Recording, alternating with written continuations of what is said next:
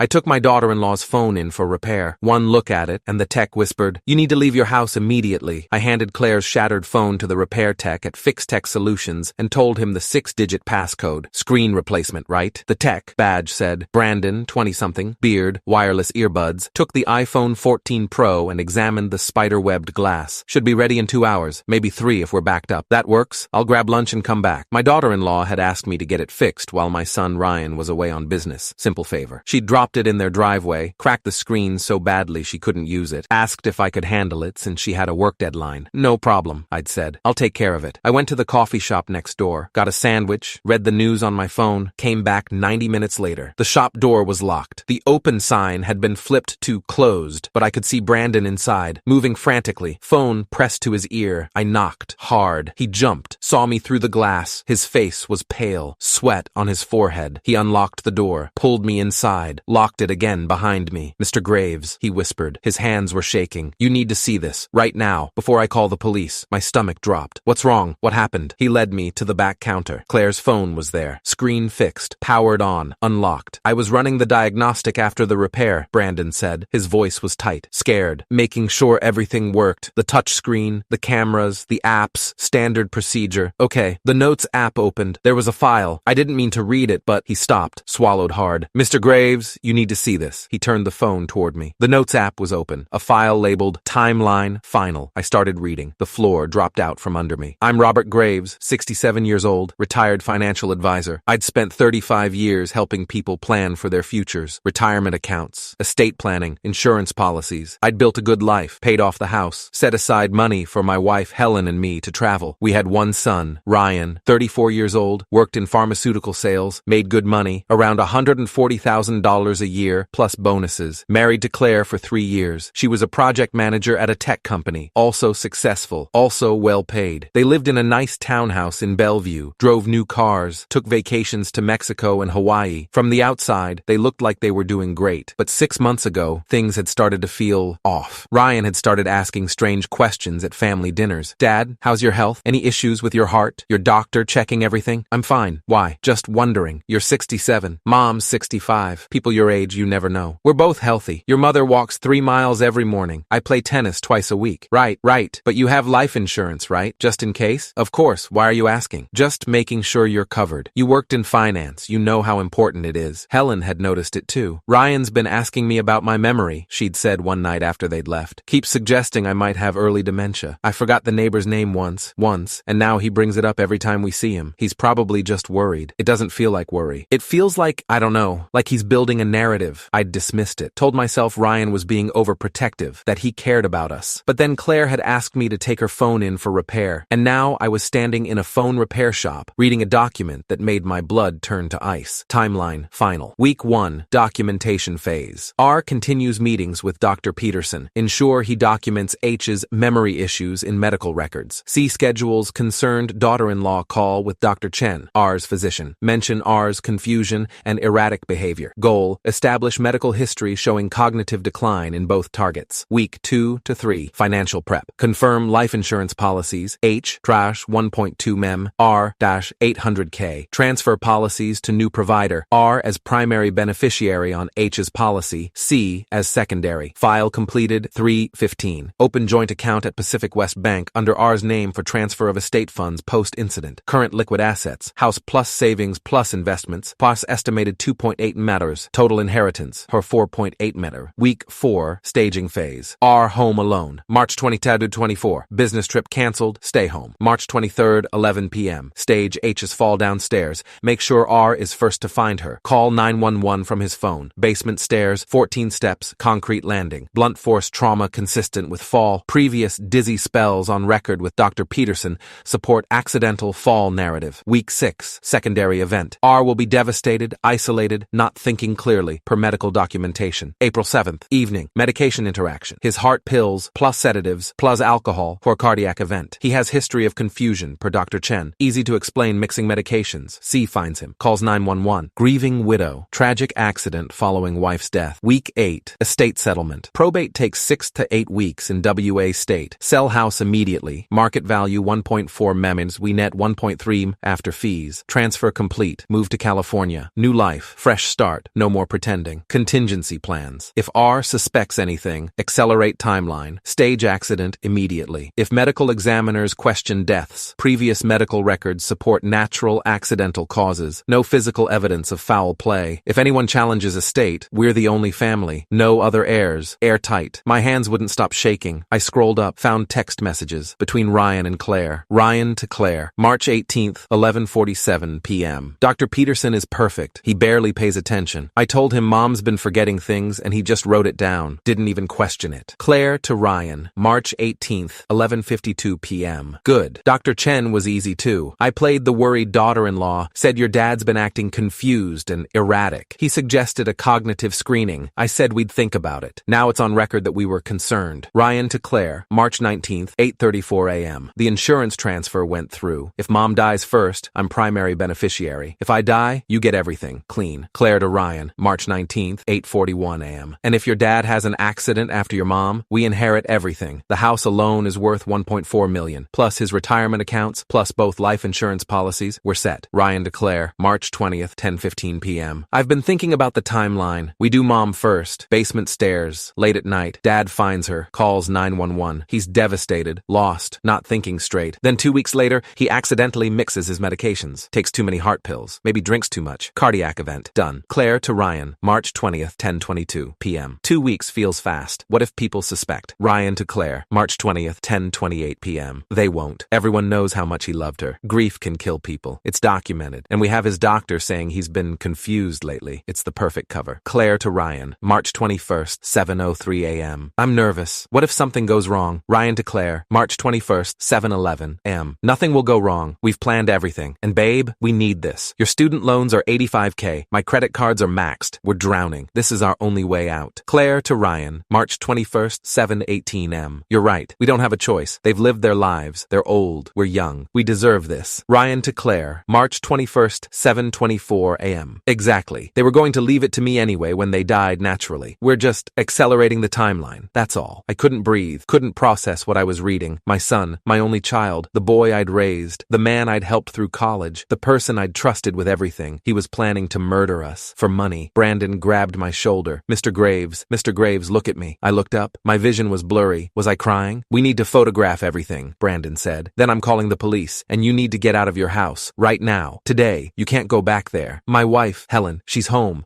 Call her. Tell her to leave. Go to a hotel. Go to a friend's house. Anywhere but home. Do it right now. My hands were shaking so hard I could barely dial. Helen answered on the second ring. Robert, did you get the phone fixed? Helen, my voice cracked. You need to leave the house right now. Don't pack anything. Just get in the car and drive. I'll explain everything, but you need to leave now. What? What's wrong? Please, trust me. Leave the house. Go to Janet's. I'll meet you there in 20 minutes. Robert, you're scaring me. Leave the house. She heard something in my voice. The panic. The terror. Okay, I'm leaving. Right now. We photographed everything. Every text message. Every note. Every detail of their plan. Brandon had already backed up the phone's data to his computer before I arrived. Standard procedure, he said. We always create a backup before repairs in case something goes wrong. I have everything. Thank you, I said. My voice sounded hollow. Thank you for showing me. I had to. I have a dad. If someone was planning to... He stopped, swallowed. I had to tell you. I drove to Janet's house, our neighbor, Helen's best friend, in a daze. Janet lived 3 blocks away, close enough to be convenient, far enough to be safe. Helen was standing in Janet's driveway when I pulled up. Her face was white, terrified. Robert, what's going on? I showed her the photos on my phone. Every text message, every note, the entire plan. She didn't cry. Her jaw just tightened. Her hands curled into fists. Our son, she whispered. Our son is going to murder us. Was going to, I corrected. Not anymore. Janet brought us inside, made tea we didn't drink, sat with us in her living room while we tried to process the impossible. You need a lawyer, Janet said. She was 70, retired paralegal, sharp as a knife. And you need the police, but not in that order. I called 911, explained the situation. They transferred me to Detective Maria Santos, 18 years with the Bellevue Police Department, specializing in fraud and conspiracy cases. She arrived at Janet's house 40 minutes later with her partner, Detective Kyle Morrison, 12 years on the force. I showed them everything. The photos, the texts, the timeline, the insurance documents. Detective Santos read through it all twice. Her expression never changed. Professional, cold. Mr. Graves, Mrs. Graves, she said finally. This is a credible threat. Conspiracy to commit murder. Insurance fraud. We're taking this seriously, but we need to move carefully. If we arrest them now, based solely on texts and notes, a defense attorney will argue it was fantasy, dark humor, venting, not an actual actual plan. They bought life insurance on us, I said. They manipulated our doctors. They planned everything down to the exact dates. I know. And we'll use that. But we need more. We need them to take an overt act, to actually attempt the crime. Otherwise, a jury might not convict. You want us to be bait, Helen said. I want you to be safe, which means we move you to a secure location, a hotel under assumed names, police protection 24/7, and we monitor your house. We install cameras. We watch Ryan and Claire, and when they make their move, we catch them in the act. And if they don't make a move, I asked, then we build a case with what we have, the texts, the insurance fraud, the false medical reports. But Mr. Graves, Detective Santos leaned forward. Based on their timeline, they're planning to act within the next 4 days. March 23rd, that's 2 days from now. They're not going to wait. What do we do? Helen asked. You let us protect you, and you trust that we'll get them. We called our lawyer that night, Patricia Morrison, 32 years of practice, specializing in estate law and criminal defense. She'd handled my retirement planning. She knew our family. She arrived at the hotel, the Marriott downtown, room registered under Detective Santos's name, at 9:47 p.m. We showed her everything. Patricia read through the evidence in silence. When she finished, she set the phone down and looked at us. This is one of the most clear-cut conspiracy cases I've ever seen, she said. They documented everything. The motive, the method, the timeline, the financial gain. They made it easy. Can they get away with it? Helen asked. Not a chance. Not with this evidence. But the detectives are right. We need to catch them attempting the crime. That makes it airtight. No defense attorney in the world can explain away breaking into your house with intent to commit murder. What about our assets? I asked. Can they access anything? Patricia pulled out her laptop, started typing. We're going to lock everything down. Tonight, I'm filing emergency protective orders, freezing all joint accounts Ryan has access to, revoking any power of attorney documents, changing your will. By tomorrow morning, Ryan and Claire won't be able to touch a single dollar. Won't that tip them off? Maybe. But it also protects you. If they realize they're cut off, they might panic, make mistakes. Either way, they can't profit from this. We worked until midnight, signed documents, changed passwords, called banks. By the time we finished, Ryan and Claire were completely cut off from our finances. What happens now? I asked. Now? Patricia looked at Detective Santos. Now we wait and we watch. Detective Santos explained the plan. They'd installed 8 hidden cameras in our house. Living room, kitchen, bedroom, basement stairs, every entrance and exit, audio and video. They'd also placed a GPS tracker on Ryan's car, Claire's car. They were monitoring both of their phones, not the contents, but the locations, the movements. If they come near your house, we'll know immediately, Detective Santos said. We have a tactical unit on standby. The moment they enter your property with intent to harm, we move in. What if they realize we're gone? Helen asked. They won't. Not immediately. Your cars are still in the garage. The lights are on timers. From the outside, it looks like you're home. By the time they figure it out, it'll be too late. March 22nd came and went. No movement. Ryan texted me at 6:34 p.m. Hey Dad, how's it going? Haven't heard from you in a few days. Everything okay? Detective Santos told me to respond normally. Keep him calm. All good. Your mother and I have been busy. How's the business trip? Wrapped up early. Heading home tomorrow. Want to grab dinner this week. Sounds great. Let us know when. I stared at the text. The casual tone. The normalcy. Like he wasn't planning to kill us in less than 24 hours. He's confirming you're alive, Patricia said. She was with us at the hotel. Making sure you're still at home. Still accessible. He's my son, I said. My voice broke. How did this happen? How did he become this? Helen took my hand. Squeezed. We'll figure that out later. Right now, we survive. March 23rd, 10:47 p.m. We were in the hotel room. Detective Santos was there. Patricia was there. A laptop showing the live feed from our house cameras. My phone rang. Ryan. Don't answer, Detective Santos said. Let it go to voicemail. It rang 6 times. Stopped. Then a voicemail notification. Hey Dad, it's me. Tried calling but you didn't pick up. Just wanted to check in. Call me back when you get this. Love you. Love you. The words felt like poison. 10 minutes later, the camera feed showed movement. A car pulled into our driveway. Ryan's BMW. The headlights cut off. Ryan got out, looked around, walked to the front door. He had keys. Our keys. He unlocked the door, stepped inside. He's in, Detective Santos said into her radio. All units move to positions. Do not engage until I give the signal. On the screen, we watched Ryan walk through our house, living room, kitchen. He called out, Dad? Mom? You guys here? Silence. He walked upstairs, checked the bedroom. Empty. Confusion crossed his face. He pulled out his phone, started typing. My phone buzzed. Text from Ryan. Where are you guys? Your cars are here, but you're not home. Don't respond, Detective Santos said. Another text. Dad? Mom? Everything okay? Then, call me. I'm worried. On screen, Ryan walked back downstairs, pulled out his phone again, called someone. Claire answered. We could hear her through the house speakers. Are they there? Claire's voice was tense, anxious. No, the cars are here, but they're not. Where could they be? I don't know. Maybe they went for a walk. At 11 at night, in March? Check the basement. Maybe your dad's in his workshop. Ryan walked to the basement door, opened it. The lights were off. He flipped them on, started down the stairs. The basement stairs where he'd planned to kill Helen. 14 steps, concrete landing. This doesn't feel right, Ryan said into the phone. Something's off. Just wait, they'll come home. Maybe they're at Janet's. Maybe. Then Ryan said something that made my blood freeze. Should we do it anyway? When they come back? Tonight might be our only chance. Claire was quiet. Then, stick to the plan. Wait until they're home. Then we move. What if they know? How could they know? We've been careful. Everything's documented. The medical records, the insurance. It's foolproof. Nothing's foolproof. Ryan, Claire's voice turned hard. We're $200,000 in debt. Your credit cards are maxed. My student loans are drowning us. We need this. They're old. They've lived their lives. This is our only way out. I know.